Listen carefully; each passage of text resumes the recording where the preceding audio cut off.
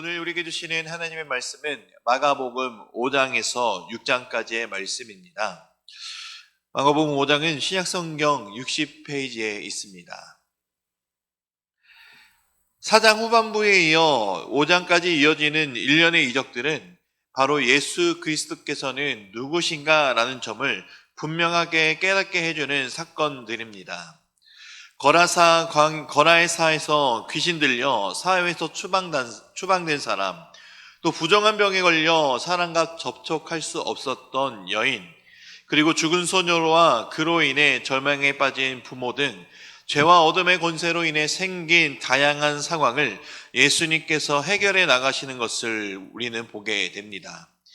이러한 이적들과 사건들을 통해 예수님과 그 행하시는 사역의 중요한 이해는 바로 마지막 때에 원수는 멸망당하게 될 것을 알려주시는 것이며, 이것은 오직 예수 그리스도만 이루실 수 있는 것을 알려주시고 계시는 것입니다. 사탄과 어둠의 권세들의 멸망의 증표로 예수님은 야이로의 딸을 움켜잡은 사망의 권세에서 그 아이를 풀어주셨습니다. 이것은 야이로의 딸에게만 해당되는 것이 아니라 예수님, 즉 주님을 믿는 모든 자들의 사망의 권세와 그 세력에서 건져주실 수 있는 능력이 있으신 분이 바로 예수님인 것을 보여주시는 이적이며 기사입니다. 5장에서 나오는 이런 기적들을 통하여 예수님께서는 바로 죄인을 구원하시기로 결정하신 하나님이시란 것과 구속사역을 실행하시는 구세주이신 것, 그리고 사단의 모든 권세를 멸망시키는 주권자이시며 우리의 소외감, 질병, 아픔 등을 치유하시고 회복시키시는 회복의 주님으로 우리를 만나주시는 하나님이신 것을 우리는 발견할 수 있습니다. 예수님을 통해서만 우리에게 있는 모든 두려움이 사라집니다.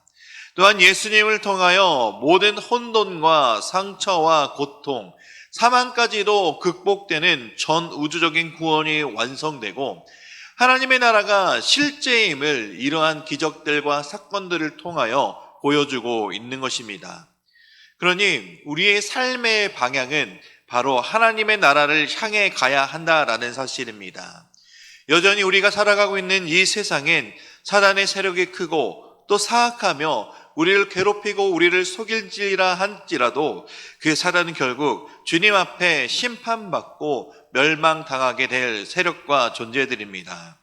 그러니 우리는 부활이요 생명이신 예수 그리스도만 의지하고 따라가면 된다라는 사실, 이 사실만 기억하며 살아가시기 바랍니다. 6장입니다. 6장에서 등장하는 인물들은 예수님의 고향인 나사렛 사람들, 그리고 유대 백성들과 헤롯 안디바, 그리고 예수님의 제자들이 등장합니다. 이 6장에서 등장하는 인물들의 특징은 한결같이 예수님의 사역과 가르침을 제대로 이해하지 못한다라는 것입니다. 그로 인해 예수님에 대한 불신앙의 반응을 보인다는 것이 바로 6장에 나타나는 등장인물들의 공통점입니다. 예수님의 고향 사람들은 예수님을 자신들과 마찬가지인 평범한 사람으로 여겼으며 유대 백성들은 예수님을 엘리야나 선지자 중에 하나로 생각하였을 뿐 메시아로서 믿지 못하였습니다. 그리고 갈릴리의 분봉왕이었던 헤롯 안디바는 예수님을 자신이 죽인 세례 요한이 다시 살아난 것으로 생각하였습니다. 예수님의 제자들이라고 다를 바 없는 행동을 보입니다. 늘 예수님의 곁에 있으면서, 그리고 무엇보다 오병이의 기적을 직접 목격하고 물 위로 걸어오신 주님을 보고 유령으로 생각하고 놀란 모습을 보이고 있습니다. 6장 52절 말씀을 우리 함께 읽겠습니다. 이는 그들이 그 떡 되시던 일을 깨닫지 못하고 도리어 그 마음이 둔하여 졌음이로라. 그들의 마음이 둔하여졌기 때문에 하나님의 아들이신 예수 그리스도를 가장 가까이에서 함께 생활했음에도 불구하고 이 제자들 역시도 제대로 예수님을 이해하지 못한 것을 알 수 있는 대목입니다. 예수님은 제자들을 훈련시키셔서 하나님 나라의 일꾼으로 삼고자 하셨습니다. 그래서 제자들을 고향인 나사렛에도 데려가시며 선교의 사명을 주시며 갈릴리 지역으로 파송하셨고 오병이어의 기적과 물리를 걸어오신 기적을 통하여 하나님 나라의 사역에 동참시키고 훈련시키셨지만 제자들의 마음은 둔하여져서 그것을 여전히 깨닫지 못하고 있는 모습을 보이고 있습니다. 4장에서 예수님은 제자들과 함께 배를 타고 건너가셨지만 오늘 6장에서는 예수님이 함께 동행하지 않으시고 제자들을 먼저 배에 태워 보내신 것을 보게 됩니다. 이것은 1차적으로 흥분 상태에 있었던 무리가 예수님을 왕으로 삼으려는 생각을 품었고 제자들로 그에 동조할 수 있었기 때문입니다. 두 번째 이유는 제자들에게 믿음에 대한 살아있는 교훈을 주시고자 하였기 때문입니다. 예수님의 공세가 끝난 이후 제자들은 이 예수님께서 행하신 사역을 이어가야 했는데 여기에 필요한 것이 바로 믿음이었기 때문입니다.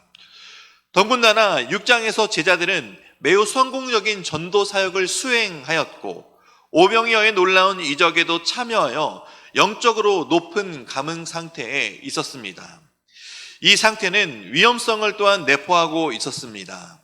은혜가 더한 곳에 유혹이 넘실거리며 자칫 교만하여 넘어지지 않게 하기 위한 예수님의 훈련이었던 것입니다.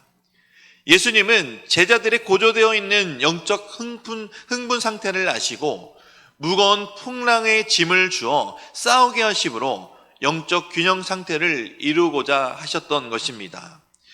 여러 가지 기적을 경험한 그날 밤은 그날 밤의 훈련은 고된 훈련이며 고된 밤이었지만 그런 고된 훈련 때문이었던지 그들은 마음이 둔해져 예수님이 누구신지 잊어버리게 된 것입니다.